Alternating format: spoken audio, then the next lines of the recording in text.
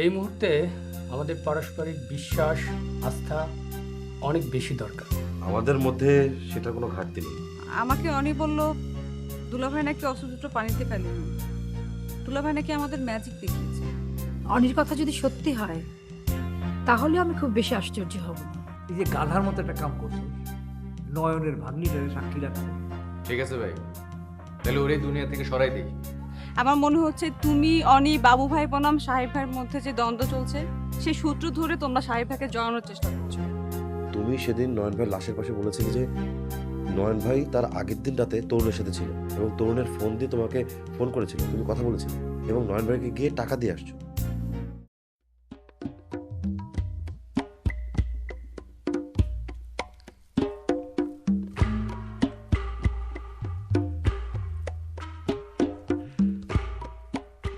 Sorry ভাই, late হয়ে গেল। সজীব ভাই, তোমার কি খুব তাড়া আছে নাকি? তারা আসে আবার নাইও কেন? তাহলে তুমি একটু আমার সাথে চলো। কোথায়? বাবু ভাইয়ের ওখানে। বাবু ভাই তোমাকে একটু যেতে বলছে। অনেক, আমি তোমার ভাই অনেক পছন্দ করি, তুমি আমার রিকোয়েস্ট করো না। মানে আমি না এই মুহূর্তে কারো আগে পাশে থাকতে চাচ্ছি না, এই জন্য কারোর সাথে দেখা করতে চাচ্ছি না। তুমি বাবু ভাইয়ের সাথে দেখা করতে পারবো না? না না, তা না, দেখা করব না এটা ঠিক না। সময় হোক, সময় হলে দেখা করব। এখন কি অসময় নাকি? হ্যাঁ ছেলে, কত পেঁচাচ্ছ কেন? আসলে হয়েছে কি অনেক, ওই নয়ন গুন্ডা মার্ডার হওয়ার পর আমার মাথা ঠিক নাই। বোঝো না, মহল্লার ব্যাপার, কার নামে না কার নামে কেস হয়, কারে ধরে না পুলিশ পিটায়, সব কিছু মিলায় না আমার আসলে এইসব গ্যাঞ্জামের মধ্যে জড়াইতে নিষেধ করছে। কে নিষেধ করছে? কে আবার নিষেধ করবে? আমার হীরা আমাকে নিষেধ করে দিছে। হীরা নিষেধ করলো আর তুমি বাবু ভাইয়ের সাথে দেখা করতে যাবে না, এটা হইলো কিছু? আচ্ছা তুমি হীরাকে এত ছোট করতেছো কেন? ওর সাথে আমার প্রেম চলতেছে, দুদিন পর আমরা বিয়ে করব, আমার সন্তানের মা হবে হীরা। তুমি হীরার কথা শুনবো না তো কার কথা শুনবো বলো? বাহ বাহ, তুমি তো অনেক দূর আগে গেছো। ভালো, খুব ভালো, কোনো অসুবিধা নেই, আমি একাই যাই। ভাই শোনো, আমি কিন্তু তোমার সাথে আছি, সারা জীবন থাকবো। ধরো যে কাউকে রিমান্ডে নেওয়ার প্রয়োজন পড়লো, তখন তুমি আমার ডাকবা। ইস, নয়ন গুন্ডাকে রিমান্ডে নেওয়ার খুব ইচ্ছা আসলো, কিন্তু শালা তো রিমান্ডে যাওয়ার আগে মারা গেল। তবে আমার এখন মনে হইতেছে যে ওই যে তরুণকে, ওকে যদি তুমি রিমান্ডে নাও দেখবে অনেক কিছু পরিষ্কার হয়ে যাবে, তখন আমি তোমার সাথে থাকবো। তাই? হ্যাঁ যদি দরকার পড়ে বলবো না। হ্যাঁ বলে কিন্তু তুমি। যাও তুমি। গেলাম ভাই, কিছু মনে করো না।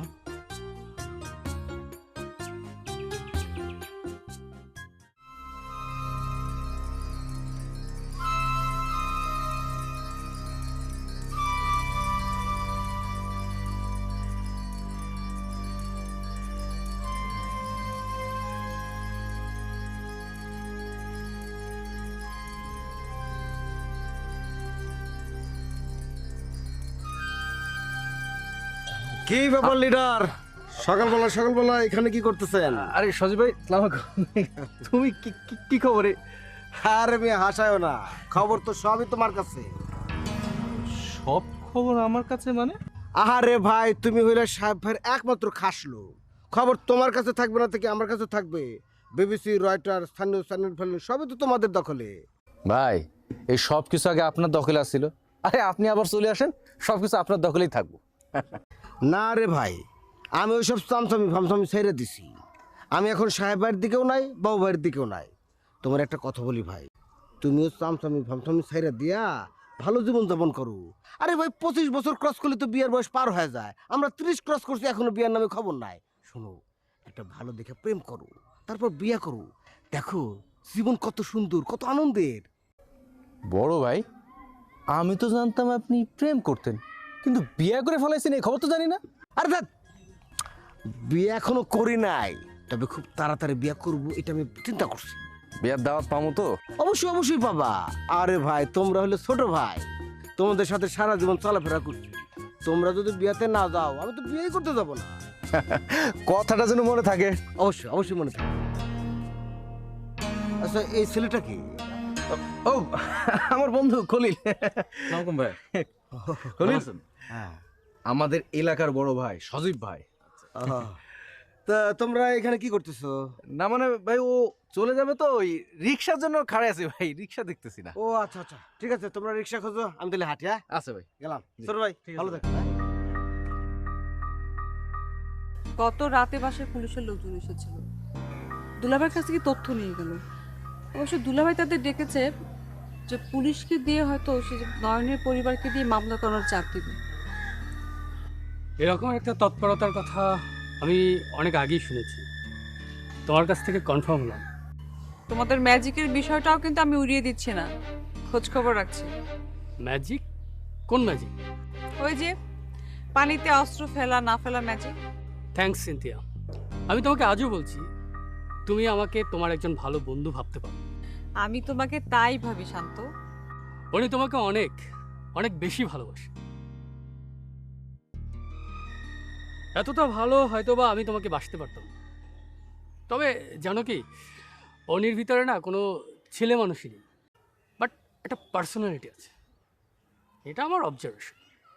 আর আমার ভালোবাসায় এক্ষেত্রে আমি বলবো তোমাদের দুজনার ভালোবাসার প্রকাশভঙ্গি প্রায় একই রকম।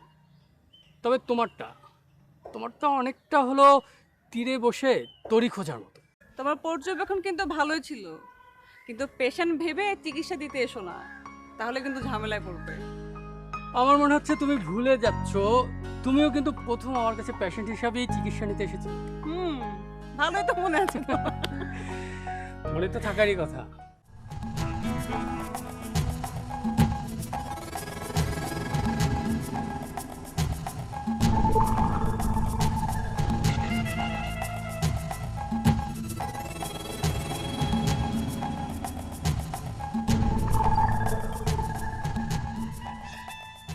আপনারা? আমি DB inspector Kamrul. Kamrul Islam, TV. তার মানে আপনি সেই পাগল? জি, কেমন আছেন আপনি? জি, ভালো আছে। ফুলছটায় একের পর এক ঘটনা ঘটে চলেছে। ঘটনার একদিকে আপনি আর আরেকদিকে সাহেব আলী। এক কথায় ফুলছটা আপনাদের দুজনের কাছে দখল হয়ে আছে। আমি এই দখল নাটকের শেষ দেখতে চাই। আমার মনে হয় আপনার কোথাও একটা ভুল হচ্ছে। আমি খুবই সাধারণ একটা মানুষ, সাধারণভাবে চলাফেরা করি। আর সাহেব আলী সম্পর্কে কি বলবো, সেই বিষয়ে আপনি যেহেতু ডিবিতে আছেন, আপনি অনুসন্ধান করে বের করতে পারেন। আর তাছাড়া একটা কথা হচ্ছে, ফুলছোটা আমার কাছের, কিন্তু আমার দখলে নেই। আচ্ছা, নয়ন গুণটাকে তো আপনি চিনতেন? জি, চিনতাম। ওর সাথে আপনার ব্যক্তিগত সম্পর্ক কেমন ছিল? ব্যক্তিগত এরকম সম্পর্ক ছিল না, কিন্তু এমনি চেনা জানা ছিল। ব্যক্তিগত সম্পর্ক ছিল না, অথচ তার ব্যক্তিগত সেল ফোনটি আপনার কাছেই আছে। যেভাবেই হোক ফোনটা আমার কাছে চলে আসে। ইনফ্যাক্ট তার 3 দিন পরে ও খুন হয়। ধন্যবাদ স্বীকার করার জন্য। ফোনটা কি এখন আপনার কাছে আছে? জি না, আমার কাছে না, ওটা বাসায় আছে। একজনের ব্যক্তিগত ফোন আরেকজনের কাছে থাকাটা কিন্তু অন্যায়। ফোনটা কিভাবে আমার কাছে আসলো সেটা তো আপনার জানা দরকার নাকি? সে কাহিনী আমি জেনে নেবো আমার মতো। আপাতত ফোনটা আমার দরকার। আমি তো আপনাকে বললাম যে ফোনটা আমার কাছে নেই, ওটা বাসায় আছে। ফোনটা আপনার সাথেই রাখবেন, যে কোনো সময় আপনার সাথে আমার দেখা হবে, জি। তখন ফোনটা আপনি দেবেন। জি, থ্যাংক ইউ। ওকে, আসি।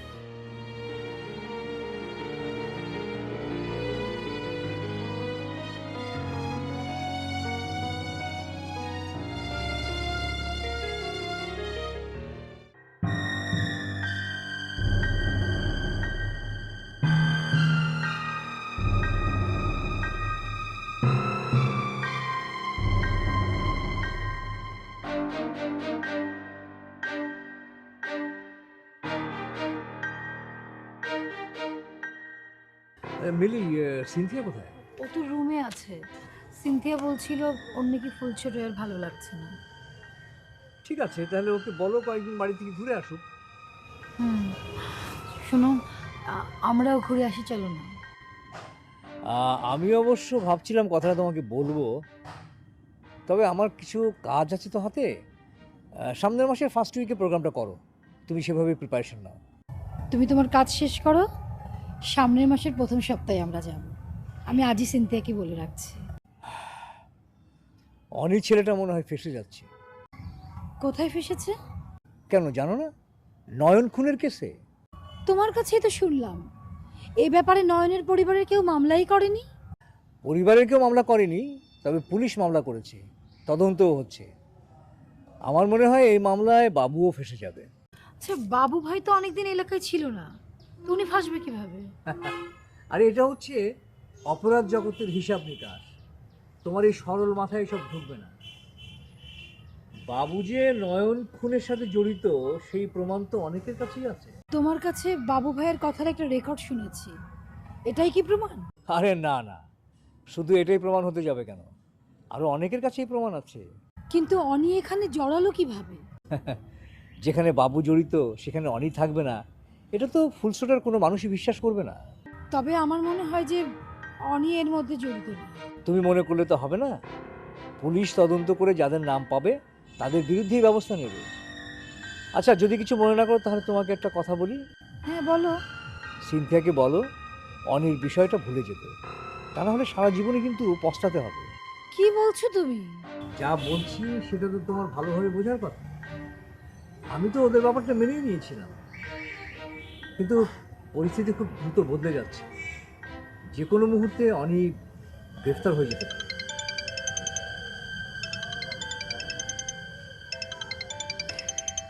হ্যালো। জি, আমি ডিবি ইন্সপেক্টর কামরুল বলছি। জি বলুন। আপনার সাথে আমার দেখা হওয়াটা খুবই জরুরি। বেশ, তো আমার অফিসে চলে আসেন, চা খেতে খেতে কথা হবে। কখন আসবো বলুন? এই তো আমি তো এখনই অফিসের উদ্দেশ্যে বাসা থেকে বেরোচ্ছি, আপনি চলে আসেন। আমি 1 ঘন্টার মধ্যে আপনার পার্টি অফিসে আসছি। আচ্ছা ঠিক আছে, রাখছি।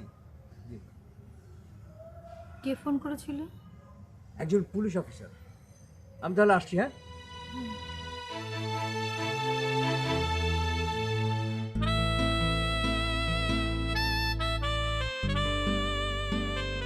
সিনথিয়া, কি খাবে বলো? আমার বাসায় কিন্তু লোকজন নেই, আমি নিজে গিয়ে তারপরে অর্ডার দিয়ে আসবো। কিচ্ছু খাবো না, তোমাকে কোনো টেনশন করতে হবে না, আরে তুমি বসো। না না, কিছু একটা তো খেতেই হবে তোমাকে। কি খাবে বলো? কিচ্ছু না বললাম তো। বললেই হবে না, তোমরা বসো, আমি বাইরে থেকে অর্ডার দিয়ে আসছি। হ্যাঁ, ওকে, থাকেন আপনি।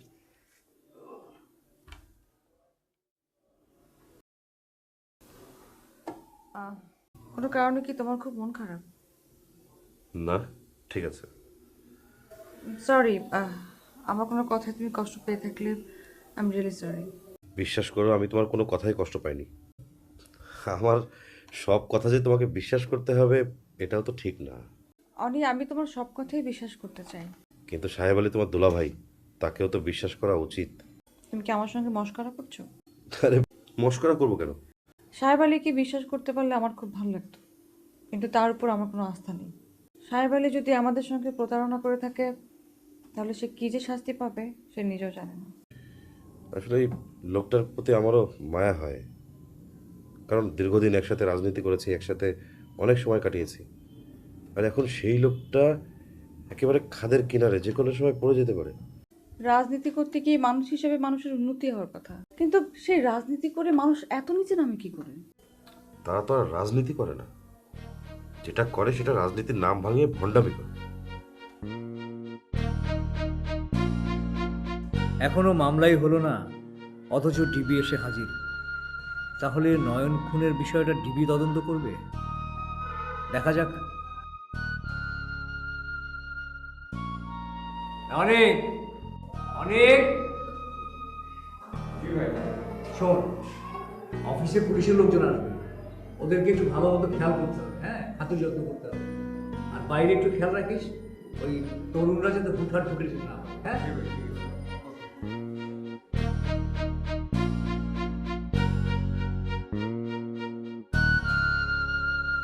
আসেন আসেন আসেন, বসেন। আপনার জন্য অপেক্ষা করতেছিলাম। ধন্যবাদ আপনার সহযোগিতার জন্য। কিছুই করতে পারলাম না, আগাম ধন্যবাদ দিয়ে দিলেন। আপনি তো ভাই যথেষ্ট বিনয়ী লোক। এই যে আপনি আমার জন্য অপেক্ষা করছেন, এটাই বা কম বিশেষ। আচ্ছা বলেন, আপনার জন্য আমি কি করতে পারি? আচ্ছা, তার আগে কি খাবেন বলেন, খেতে খেতে কথা সারি। অনেক দাঁড়ান দাঁড়ান, প্লিজ আপনি কাউকে আসতে বলবেন না।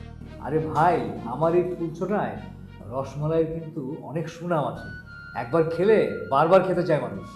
ফুলছোটা রসমালাই আমি অনেক খেয়েছি, এত অস্থির হওয়ার কিছু নাই। এখন আমি কিছুই খাবো না। আরে ভাই, এটা কোনো কথা? আমার এখানে পুলিশের অনেক বড় বড় কর্মকর্তা এসে খেয়ে গেছে, আর আপনি খাবেন না, এটা তো ভাই আমি মানতে পারতেছি না। সরি ভাই, আমার বদ হজমের বাতিক আছে। যাকে এবার আসল কথায় আসি। আচ্ছা বলেন। আমি আসলে নয়ন খুনের তদন্ত করছি। আমি ইতিমধ্যে জেনে গেছি আপনার কাছে খুবই মূল্যবান একটি তথ্য আছে। আরে আপনি তো অনেক স্মার্ট অফিসার, এর মধ্যে আপনি জেনে গেছেন। আপনি ধারণা করছেন নয়ন খুনের ব্যাপারে বাপুর হাত আছে। জি জি, আপনি একদম ঠিকই ধরেছেন। নয়ন খুন হওয়ার 3 দিন আগে আপনি আপনার পুরাতন বন্ধু বাবুর সাথে টেলিফোনে কথা বলেছিলেন এবং সেটা আপনি রেকর্ডও করেছিলেন। আমি কি আপনার সেই টেলি সংলাপের কপিটা পেতে পারি? অবশ্যই অবশ্যই প্লিজ। অবশ্যই। আপনি শেয়ারিংটা অন করেন।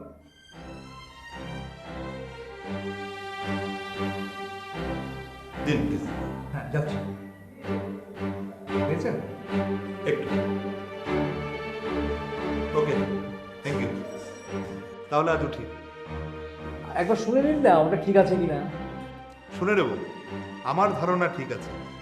আপনার কাছ থেকে কোনো জিনিস নেওয়া বেঠিক হতে পারে না। আহা রে, নয়নটা যে এভাবে খুন হবে ভাবতেই পারি না।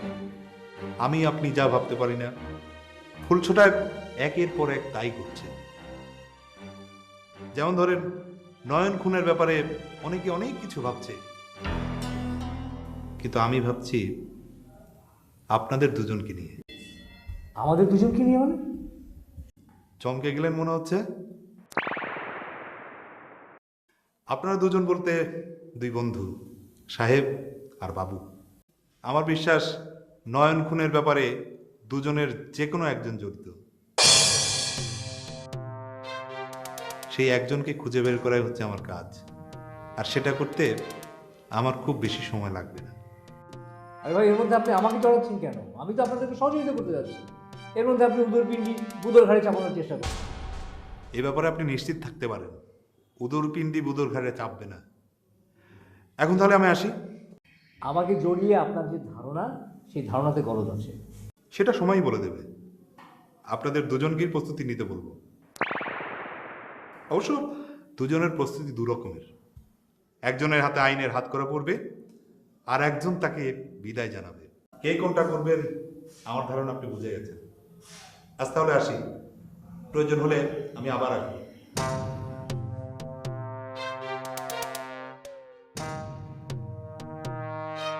কিন্তু সাংঘাতিক বেয়াদব লোক।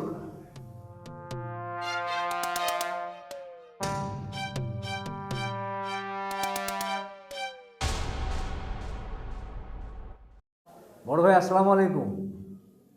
জি ভাই, আছি, ভালোই আছি বড় ভাই। বড় ভাই, আমার এলাকায় একটা নতুন পুলিশ অফিসার আসছে ডিবির, একটা খুনের তদন্ত করার জন্য। ও তো সাংঘাতিক বেয়াদব। ওরে ভাই একটু সরাইতে হবে। জি ভাই। হ্যাঁ জি ভাই। জি আসসালামু আলাইকুম। জি।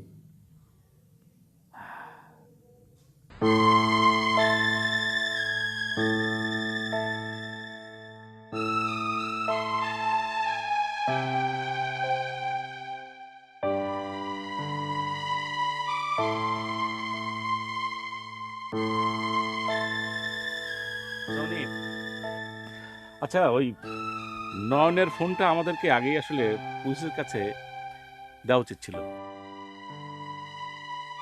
মানে ওদের যদি অন্তত ইনফর্ম করতে পারতাম তাহলে আর কোনো অসুবিধা হতো না। এখন তো পুলিশ আমাকে সন্দেহ করছে, আর সাহেব আলী তো বদমাশ লোক, ও হচ্ছে পুলিশের উপর একটা প্রেশার ক্রিয়েট করছে। ঝামেলা করে গেলাম না? বাবু ভাই, আমি কোনো ভয় করি না, কারণ আমরা নির্দোষ। এটাই আমাদের মনোবল, আমাদের শক্তি। আর এরপর যদি পুলিশ উল্টাপাল্টা কিছু করে না, তাহলে আগে সাহেব আলীকে শেষ করে দিয়ে তারপর জেলে যাবো। এই যে অরুণ, এই অনি, মাথা গরম করা যাবে না। মাথা ঠান্ডা রাখতে হবে।